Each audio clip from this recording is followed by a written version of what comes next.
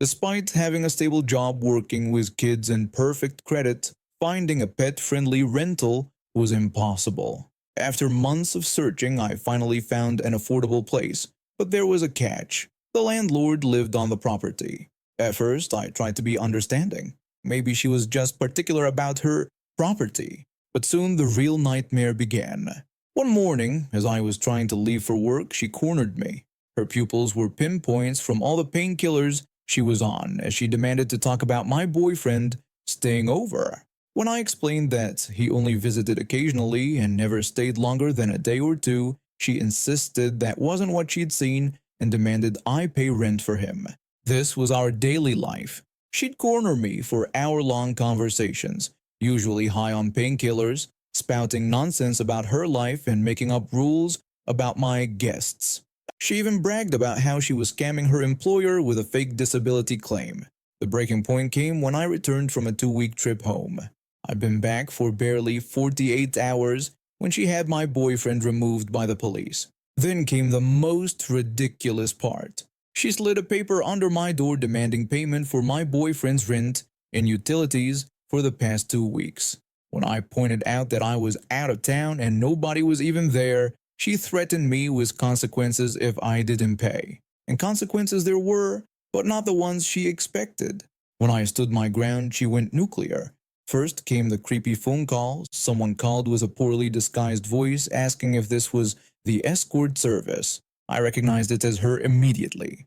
Then she called my workplace pretending to be a potential landlord checking references. She tried to sabotage my job by telling my boss that I hosted wild parties. The harassment escalated. She stomped around my porch at night, called animal control, claiming my dog was vicious, and even sent the police to my workplace claiming she found drugs in my house. I had to explain to the officers that I worked with children and that this was just harassment because I wouldn't pay her fake bills. I got a restraining order against her, but here's where it gets good. Remember that disability fraud she bragged about? Well, I had videos of her doing construction work on her property, building an entire tool shed while supposedly being wheelchair-bound. When I met with her employer's investigator, I handed over all my evidence, including dated footage of her doing heavy construction work while claiming disability. The investigator couldn't believe their luck.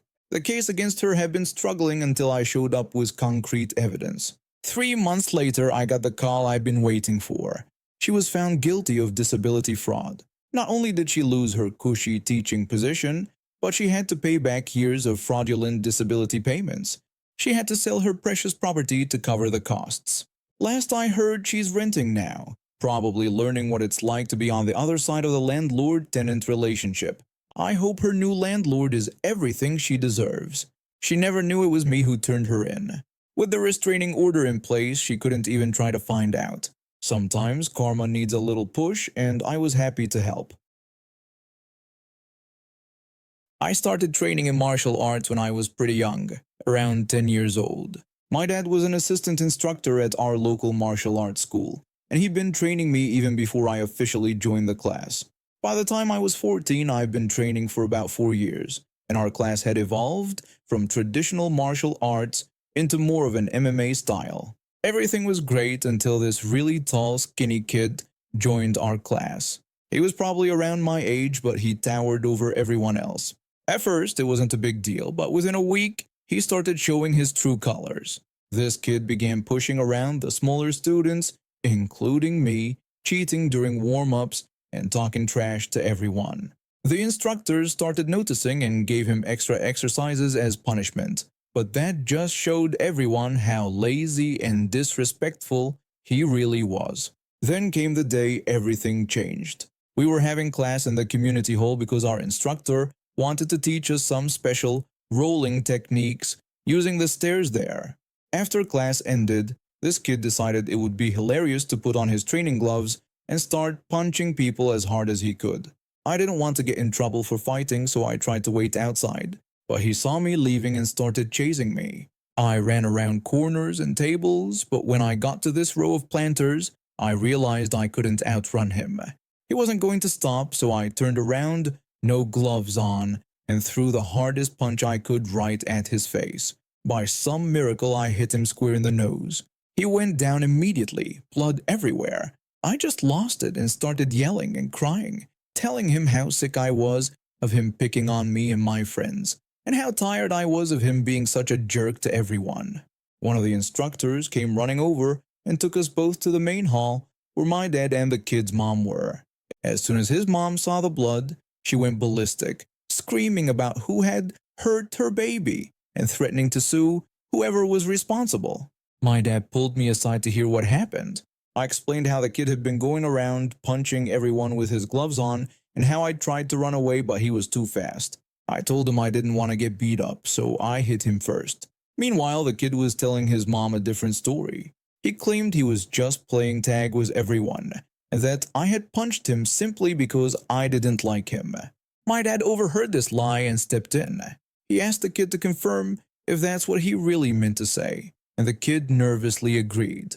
When the kid's mom demanded to know who my dad was, he introduced himself as my father and questioned why our stories were so different. The mom expressed her doubt about my version of events, which prompted my dad to do something amazing. He turned to the whole class and asked a series of questions. First, he asked everyone who got punched by the kid that day outside of practice to raise their hands. 5 people did. Then he asked how many had seen the kid bully me or anyone else. 9 people raised their hands. Finally, he asked how many were playing tag with the kid today. No one raised their hands. The kid's mom accused everyone of lying, but my dad calmly suggested she consider what a judge would think about such a conspiracy. He pointed out that she'd know more about her son's behavior if she ever stayed to watch class, and suggested she ask any instructor about it. When she dismissed this, saying she'd rather talk to other parents who stay for class, my dad invited her to pick any of the 4 parents present. She just stood there in silence. My dad then called me over and I ran to his side immediately. He gave me clear instructions about defending myself if the kid bullied me again, and told me to speak up if I saw him bullying others. He explained that doing nothing when people get bullied is the same as supporting it, and I agreed to his terms. Finally, my dad addressed the mom, warning her that she'd hear about it if her son continued bullying anyone in the class. The mom just told her son to keep pressure on his nose, saying they'd see what his father thought about this when they got home. They left after that. The kid showed up for 2 more classes. His mom actually stayed for one of them, before quitting completely. We'd see him around the neighborhood sometimes since he lived nearby, but he always avoided us like the plague. After working non-stop for 3 years at my tech company, I finally saved enough for a month-long working vacation. I needed somewhere quiet with good internet and found this beautiful beach house on Airbnb. The photos looked amazing and the reviews were decent, though now I realize they were probably fake. I booked it for 4 weeks, paying a premium rate of $4,000 since it was peak season. The host, let's call her Karen, seemed nice enough in our initial messages, but things got weird the moment I arrived. When I got there, she immediately started showing me around, making sure to emphasize that it was her beautiful home and that everything was designer and extremely expensive. I tried to reassure her that I'd be careful with everything, but she just warned me that she'd be checking in daily to make sure I was treating her property right. I thought she was joking. She wasn't. The next morning at 7 a.m., I got my first text. She was complaining about water spots I'd left on the kitchen counter after making coffee, demanding I wipe everything down immediately. Before I could respond, she sent 5 more messages about proper cleaning techniques. That afternoon, she showed up unannounced. She started berating me for not using coasters and complained about how I was folding throws on her couch. When I pointed out that I had paid to stay there and was being respectful of her property while she couldn't just barge in whenever she wanted, she got even more aggressive. She insisted it was her house and she had every right to check on it. Then she demanded I clean the windows because they were getting smudgy. I was working on an important project when she arrived, but she wouldn't leave until I cleaned the windows to her satisfaction. That's when I noticed the cameras. They were hidden in fake plants, behind books, even in the bathroom vent. The texts became constant. She would complain about everything: my typing being too loud, sitting too close to her antique lamp, not loading the dishwasher correctly, and even taking too long in the shower, specifically pointing out that my 12-minute shower was excessive. I documented everything, including photos of the hidden cameras. On day 5, things reached a breaking point when she tried to force me to prepare dinner for her and her friends. She tried to guilt trip me, saying that since I was young and healthy, the least I could do was cook for them since I was staying in her beautiful home. When I refused and reminded her that I had paid to stay there and wasn't her personal chef, she got furious and stormed out mid-sentence. She came back an hour later in a rage. She ordered me to pack my things, saying I wasn't worthy of staying there and threatening to call the police if I didn't leave within 30 minutes. When I told her that was illegal since I had paid for 4 weeks, she just screamed that she didn't care and demanded I get out.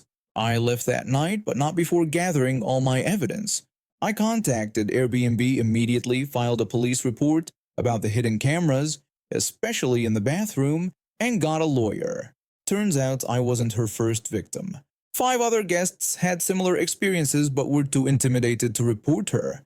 The lawsuit was beautiful. Not only did I get my money back, but she was ordered to pay damages for privacy violations, illegal eviction, and harassment. Airbnb permanently banned her, and the local news picked up the story. Those camera recordings she kept, they became evidence against her. The judge was particularly interested in her admitting on camera that she deliberately created fake reviews. She ended up having to sell that precious house of hers to pay all the legal fees and damages to her previous guests who joined the lawsuit. Last I heard, she's now renting a small apartment and complaining on social media about how ungrateful guests ruined her life. Meanwhile, I'm enjoying my rescheduled vacation at a lovely resort where the only messages I get are asking if I'd like more towels. I've been friends with my college roommate for over 8 years now. We weren't super close at first, but we bonded over our shared love of classic literature and astronomy. That's actually what inspired my baby's name choice. I wanted to name my daughter after my favorite constellation, Cassiopeia. When I announced my pregnancy to our friend group, everyone was thrilled. My former roommate was especially excited since she had just found out she was pregnant too, about 2 months behind me. We were both having girls, and it felt like fate that we'd be going through this journey together. Everything was fine until I shared my chosen name during a casual dinner at my place. The moment I mentioned Cassiopeia, my friend's face changed. She got really quiet, then suddenly burst into tears. I asked her if she was okay and what was wrong.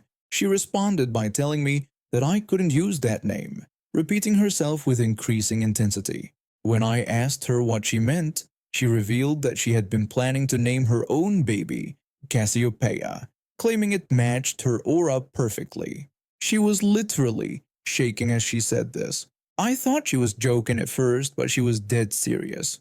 She went on a long rant about how she had always felt connected to the stars, and how she had spiritually claimed the name months ago. I reminded her that she hadn't even told anyone she was thinking about this name, but she wouldn't listen. She demanded that I pick another name, saying it wasn't fair to her or her baby. When I apologized, explaining that the name meant a lot to me too, she accused me of stealing her baby's destiny and threatened to take legal action. She started showing up at every baby-related event, introducing herself as Cassiopeia's real mother.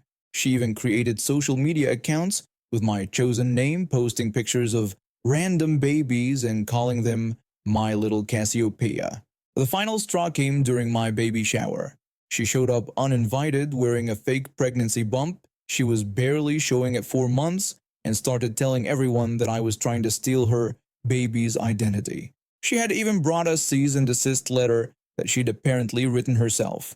My sister, who's a lawyer, had finally had enough.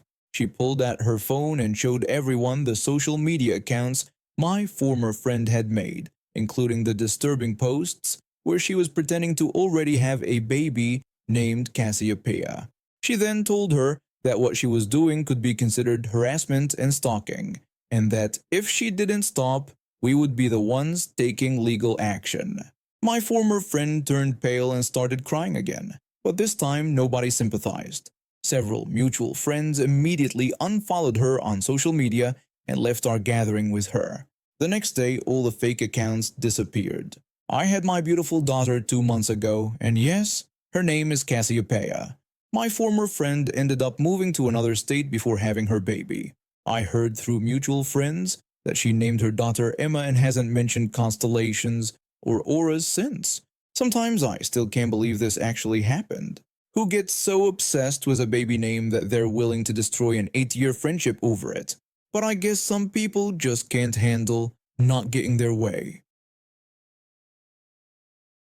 I've known this guy from college for some years now. We weren't super close, but we kept in touch through our friend group. He always tried to present himself as this successful businessman, constantly bragging about his investments and luxury lifestyle on social media. Last month, he messaged our group chat about this amazing vacation opportunity. He claimed he had a luxury timeshare in the Maldives and wanted to treat his closest friends to a week-long stay. According to him, everything was already paid for and we just needed to cover our flights. When I asked if he was sure about such a generous offer, he responded with fake humility, saying that's what friends were for and that he wanted to share his success since he'd been so blessed this year. 5 of us agreed to go. We all bought our flights, took time off work, and were genuinely excited. When we arrived at the resort, everything seemed perfect until we tried to check in. The resort staff told us that there was no payment on record for the booking. Our friend quickly jumped in, claiming there must be some mistake and that he would handle it. He pulled us aside to the lobby lounge, and that's when his true colors came out. He announced that there was a slight change of plans and that we needed to split the cost of the stay. I immediately confronted him about his earlier promise that everything was paid for. One of my friends chimed in, explaining that they had spent most of their savings just on the flight. Rather than showing any remorse, he had the audacity to call us ungrateful and tried to downplay the cost, saying the rooms were only $400 per night each and that split between all of us, it would be nothing. Another friend quickly did the math and pointed out that it would cost $2,800 per person for the week, something none of us had agreed to. When we refused to pay, he completely lost it. He had somehow gotten all our luggage sent to one of the rooms during check-in, and he had the only key card. With a sneer, he told us we could sleep on the beach for all he cared if we wouldn't pay, and that we wouldn't get our luggage back until we did. We tried reasoning with him for hours. He kept ranting about how we were ruining his generous gesture and even called us ungrateful peasants who didn't deserve his friendship. The breaking point came when he created a group chat titled "Thank You Dinner Planning" and started making even more demands. He told us he expected to be treated to a nice restaurant befitting his status and that we would all need to pitch in for his meal too. That's when I'd had enough. I contacted the resort's management and explained the situation. Turns out he had made the booking with a fraudulent credit card, and the resort had been trying to contact him. The management called the local police. While he was at the pool, bragging to some tourists about his luxury timeshare, the police arrived. They arrested him for fraud, and the resort manager helped us retrieve our luggage from the room. He had been posting everything on social media, presenting himself as this generous friend treating everyone to a luxury vacation. When the truth came out, including his arrest, his carefully crafted image crumbled.